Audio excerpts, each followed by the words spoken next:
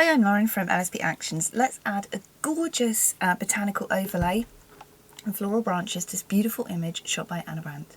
I'm going to use the actions to apply, but you can also apply by hand. For help using the actions, you can watch video tutorial number 1. So you need to locate your downloaded floral overlays from the LSP Actions website, and let's decide which one to use. I think I'm going to add Purple Scene Medley to this one. I think it's going to look absolutely beautiful. So you just add it in and resize. And we're done, just like that. I might add the tone a little bit pinker by clicking on the action and sliding the opacity up. And that's it. Was that a 30-second edit? And we're done. And you can find the full tutorials on the LSP Actions website to see how to use these. Loads of tips and tricks in the tutorials. There are so many tutorials to choose from, and they're all nice and short.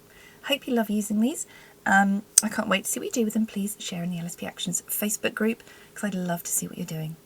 I'm Lauren, thanks for watching.